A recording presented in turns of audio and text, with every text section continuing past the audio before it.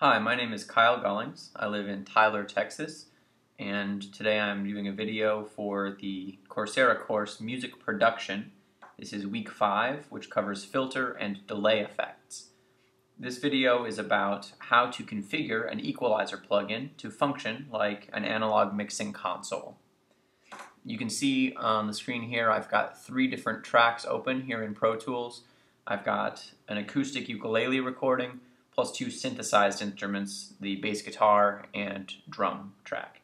Most of the work I'm going to do today on the EQ will focus on my ukulele track right here.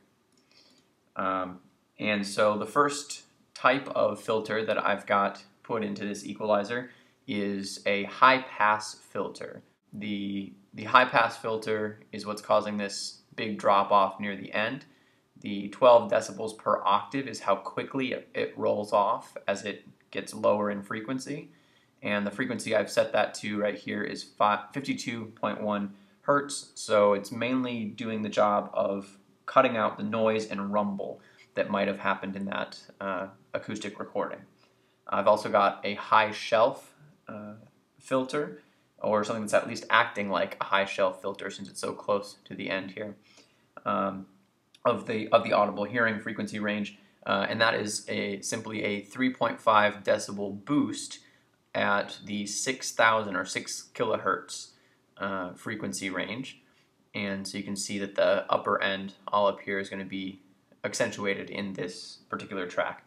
Lastly, I've got some parametric EQs also queued in here, both at the 100 hertz and 200 hertz levels, slightly helping to roll off those lower ends.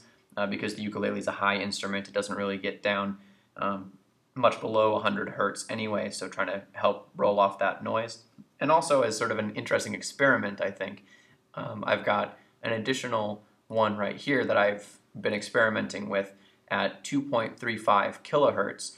I went ahead and looked up, my song is in the key of D major, and so I just wanted to see what it would sound like if I just had a sharp peak with a really high Q that just accentuated the note D natural. And so I'll play this for you with the Q on, off and then back on, so you can hear what that accentuation sounds like.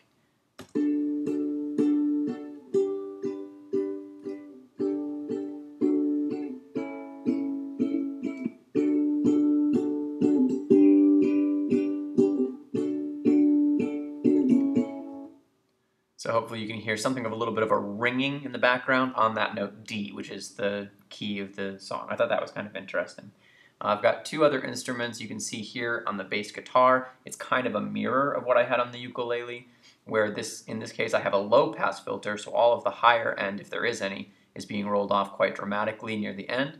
And I've got some parametric EQs working to boost the bass presence at 40 hertz and 200 hertz respectively, and so that'll give it a little bit more of the bass response, whereas the ukulele is taking up the higher end of the frequency spectrum. And then lastly, I've got an EQ set up here on my synthesized drum track.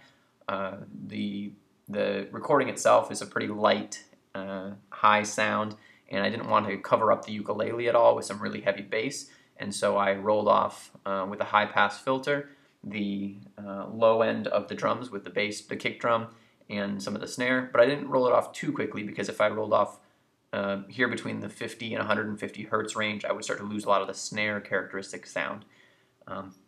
Something I found really interesting is if I put in this same peak right at 2.35 kilohertz, I get almost a clave sound. Let's take a listen as that comes in.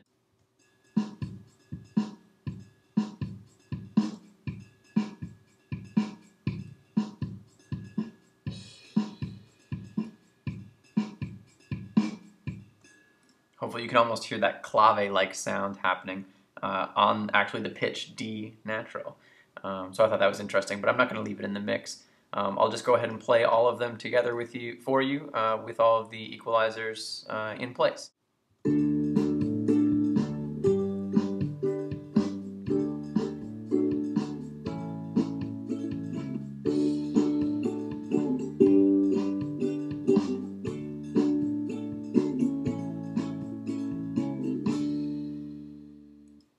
Thanks for listening.